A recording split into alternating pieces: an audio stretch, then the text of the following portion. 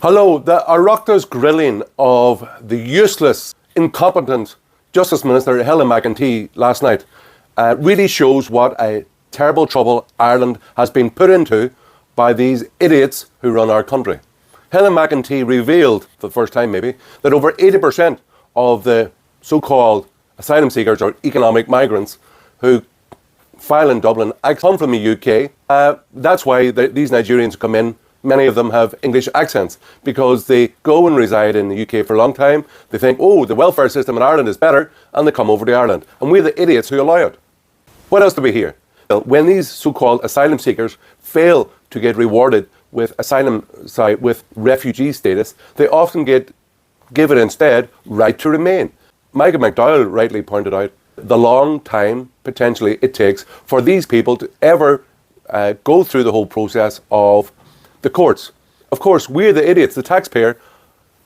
Our government is responsible. They're the ones who make the decisions which put the taxpayer on the hook for the massive legal aid bills that we are paying every day of the week for these people to continuously use lawfare against the Irish people.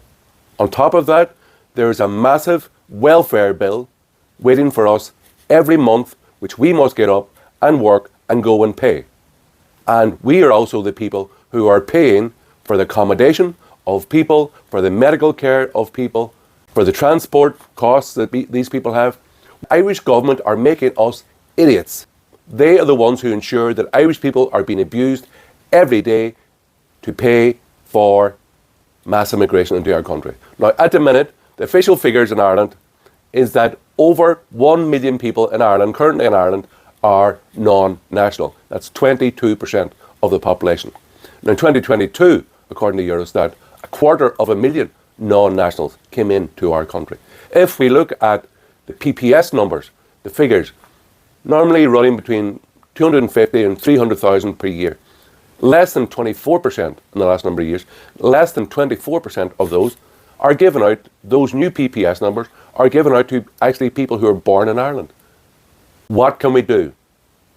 Well, all these decisions, this incompetence, this refusal to act by the Minister of Justice, the decisions by Roderick O'Gorman to send out come all ye's to the rest of the world, they are political decisions made by these politicians. So I'm asking you to replace, to vote, to register to vote in the coming elections, and to replace this political class in Ireland, these hibernophobes, those who hate Ireland and the Irish people, Irish culture, Irish sovereignty, replace them all before they replace you.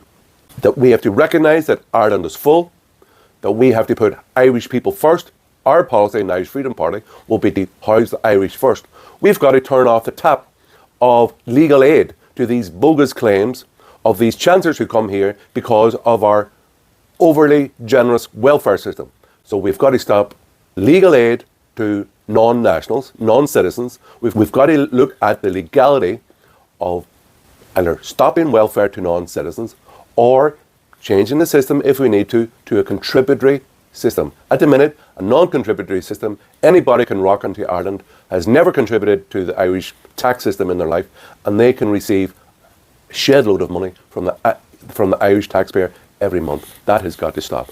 Also, EU open borders have a massive impact on the mentality and the numbers of people coming into Ireland. It was EU open borders which provided a mental change that anybody can come into Ireland and there's nothing that we can do about it. That has got to change. One first step you could do is to write, email, or go and see your TD and senator and tell them in no uncertain terms that you want them to vote against the adoption or Ireland opting in to this EU Migration Pact. It was disgusting that I believe that 11 out of the 13 MEPs in Ireland voted to pass the EU Migration Pact. It will be hugely detrimental to Ireland. It will cost us, well, one, it costs us our national sovereignty, that we have no more say over who comes into Ireland. It has a massive impact on our finances because for each person that we say, no, we're not taking in for this relocation system within the EU Migration Pact, we have to pay €20,000 per person that we don't take in. We can't afford that. We are a massive public debt already. So we've got to say, no to the EU Migration Pact. We've got to stop the taxpayer funding legal aid to non-citizens, and we've got to look at turning up off the tap of welfare, of free housing, free medical care, basically the whole system of free stuff so-called asylum seekers get when they come into Ireland. We've got to stop. We've got to begin to look at opposing the system of EU open borders, and we've got to decide as a people how many people we want to come into Ireland, what qualifications they have. We've got to know before they even enter here, do they have a criminal record? That last year, 4,000 people rocked into Ireland at Dublin Airport, and we don't know their name, we don't know what country they came from, we don't know do they have a criminal record. The consequences for Irish people, it clearly makes Ireland less safe, and we've got to make Ireland safe again. We've got to take back Irish sovereignty. We've got to make sure that it's Irish people who make our laws for the benefit of Irish people, and that we control our budgets and our borders, and we do everything. All laws are made for the benefit of Irish people.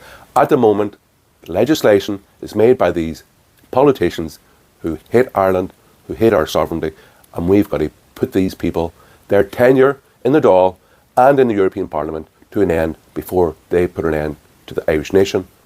And certainly, they've wiped out Irish sovereignty. We've got to take that back. So my name is Hermann Kelly. I'm president of the Irish Freedom Party. I'm running in Midlands Northwest as an MEP candidate. I've worked in the European Parliament for 15 years. I've got loads of experience.